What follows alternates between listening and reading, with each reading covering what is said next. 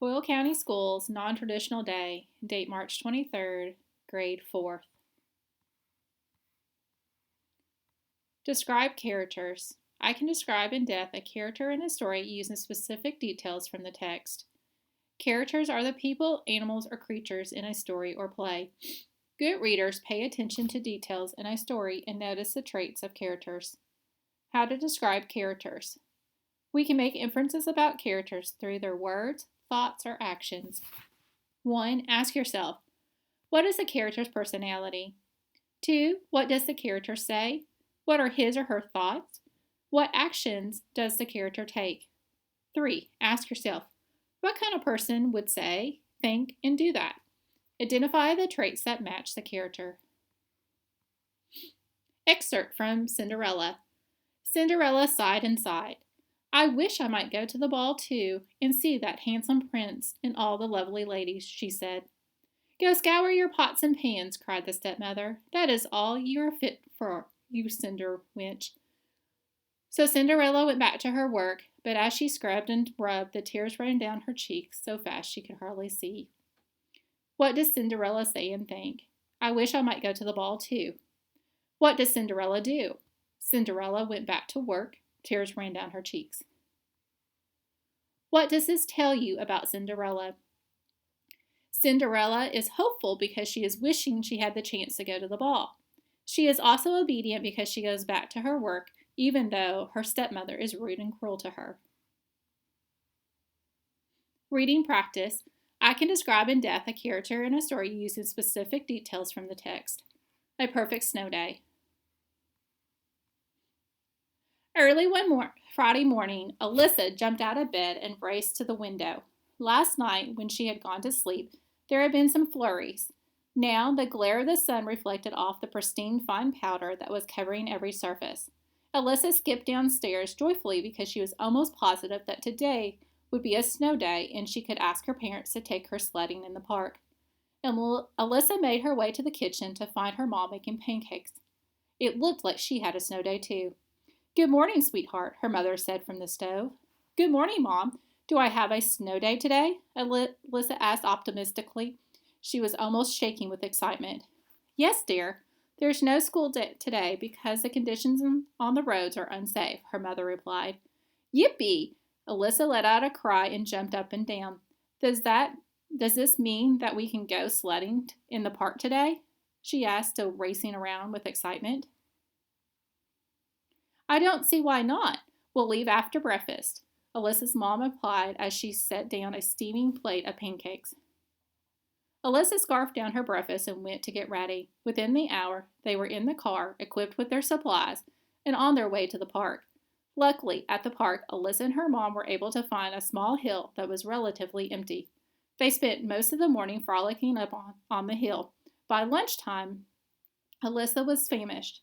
She had made snow angels, she had a snowball fight, built a snow fort, and gone sledding.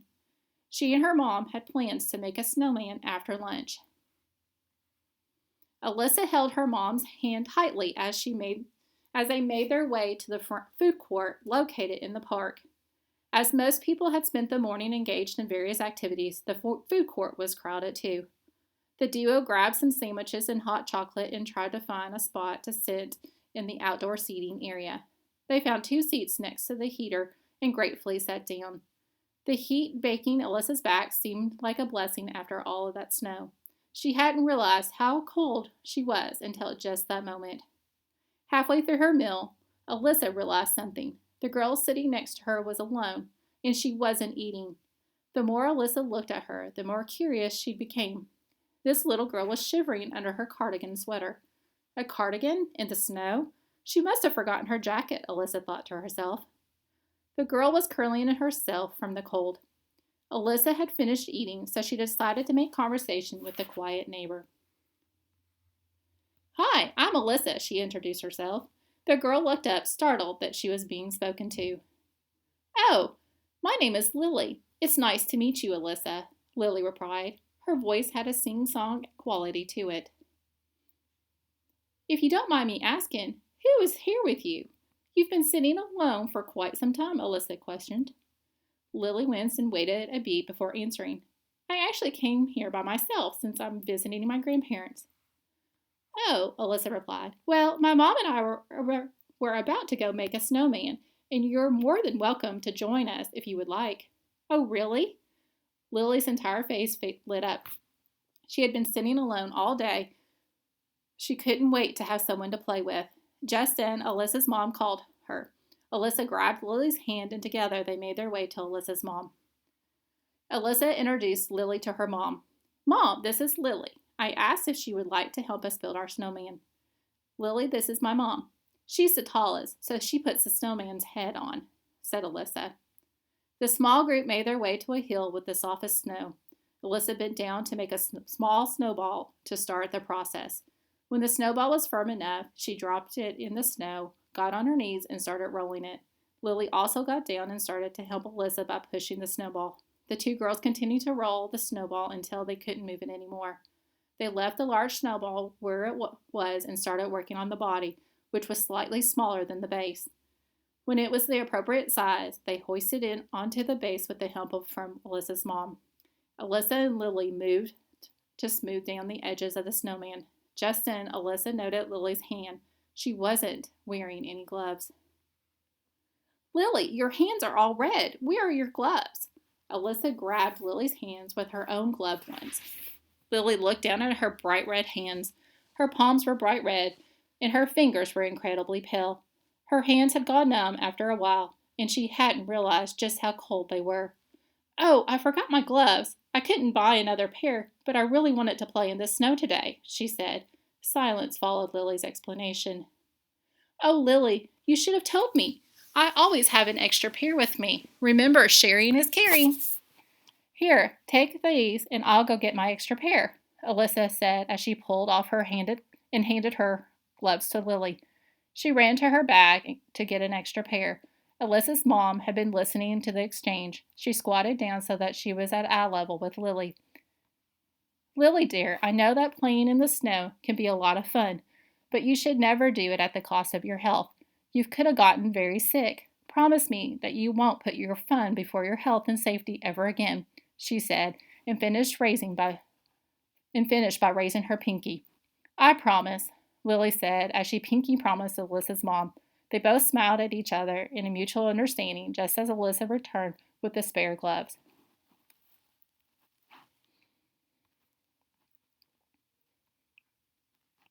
Reading practice, I can describe in depth a character in the story using specific details from the text.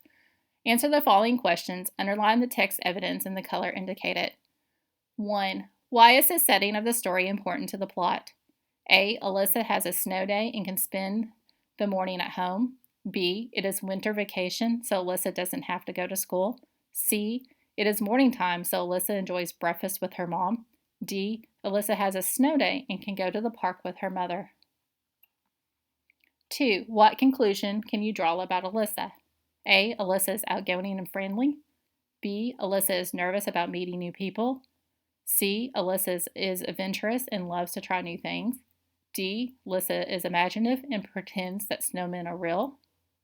What detail from the story helped you answer the question above? 3. Read this sentence from the story. Hi, I'm Alyssa, she introduced herself. The girl looked up, startled that she was being spoken to. What does this sentence show about Lily? How is Lily different from Alyssa?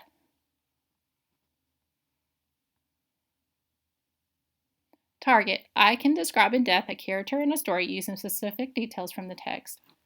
The ant and the grasshopper. In a field one summer's day, a grasshopper was hopping about, chirping and singing to its heart's content. An ant passed by, buried along with a great tool an acorn he was taking to the nest. Why not come and chat with me, said the grasshopper, instead of toiling and moiling in that way? I am helping to lay up food for the winter, said the ant, and recommend you do the same. Why bother about winter, said the grasshopper.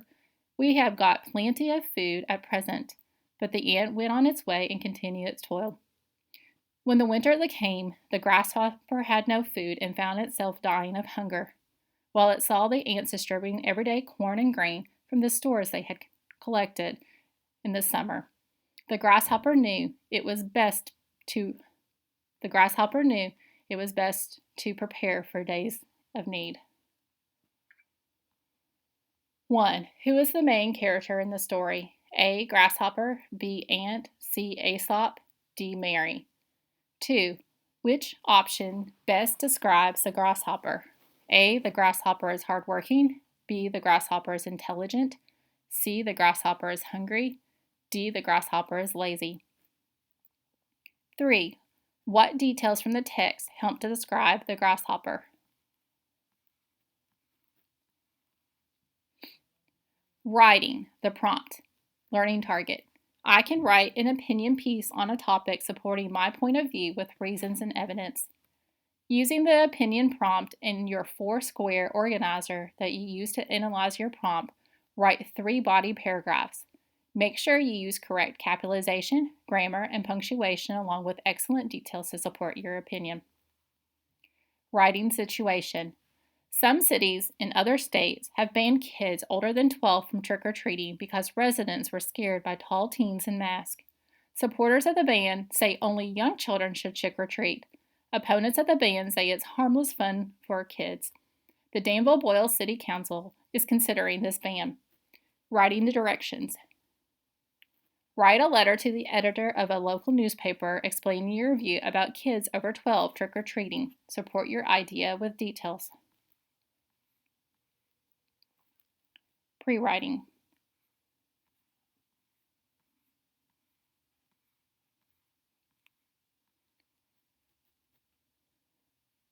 Fourth grade math NTI, March 23rd. Target.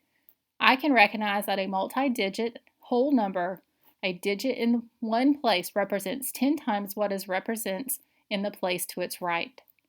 Lesson. Our numbers are a base 10 system based on 1, 10, 100, 1000, etc. This means that if we look at the number 444 as we move from the right to the left through the number, each digit increases in a value by 10 times. In expanded form, the number 444 is 400 plus 40 plus 4, which shows us that each digit in the number has a different value, a different worth. Let's look at a number on a place value chart. Place value chart, decimal numbers. When you move from the 4 in the tens place to the 4 in the hundreds place, there is only 1 times 10. 40 times 10 equals 400. So we can say the 4 in the tens place is 10 times greater than the 4 in the ones place. The 4 in the hundreds place is 10 times greater than the 4 in the tens place. Let's practice. Target. I can recognize that a multi-digit whole number, a digit in one place, represents 10 times what it represents in the place to its right. Practice. Number 1. In a multi-digit whole number, a digit in one place represents blank times what it represents in the place value to its right. 2. 322,678. The 2 in the 10,000s place is blank. The 2 in the thousands place. 3. How many times greater is the digit 7 in the thousands place than the digit 7 in the hundreds place in 37,700? A. 7 times, B. 100 times, C. 10 times, D. 70 times. How many times greater is the value of 5 in 2,573 than the value of the 5 in 6,459? A. 5 times, B. 100 times, C. 50 times, D. 10 times. Exit slip. Number 1. Which place value is 10 times greater than the hundreds place value? A. Tens, B. Hundreds, C. Thousands, D. 10,000s. 2. In which number is the value of the 9 10 times greater than the value of the 9 in the number 49,215.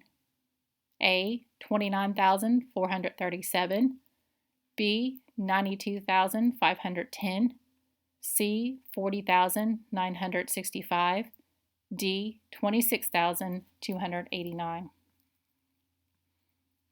3. Jane wrote the number 1,355. How many times greater is the 5 in the tens place than the 5 in the ones place? A. 10 times greater.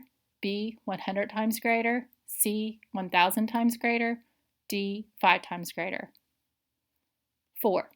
Compare the value of the digit 3 in 35 baseball cards to the value of the digit 3 in 350 baseball cards. Explain your reasoning. How do you know?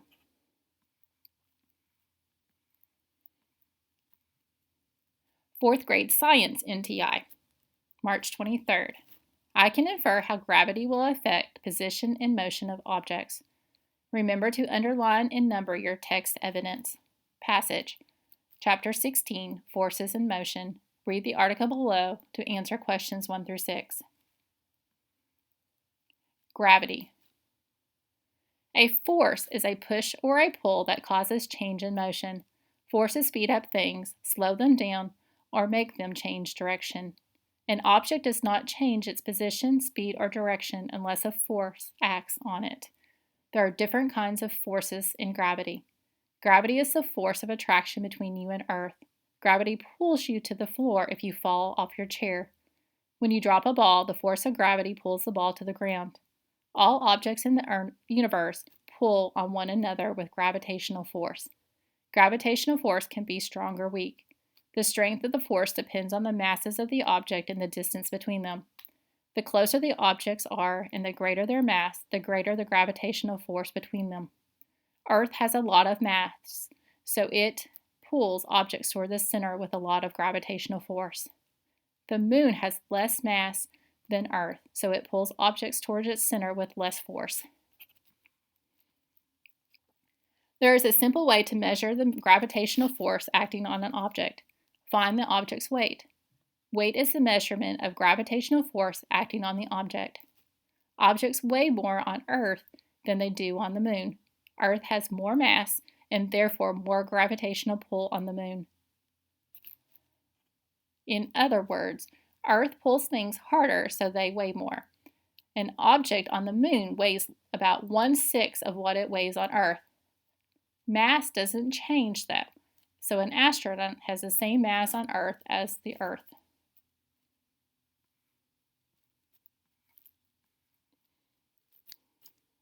Exit slip.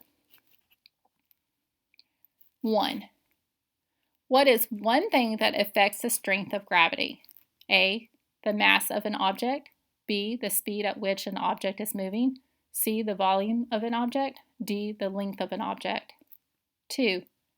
Which one of these statements about gravity is a fact? A. Objects with a large mass has less gravity than objects with a small mass. B. The force of gravity can either push or pull objects. C.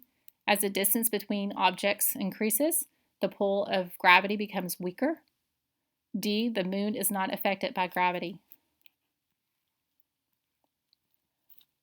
3. Which names 3 forces?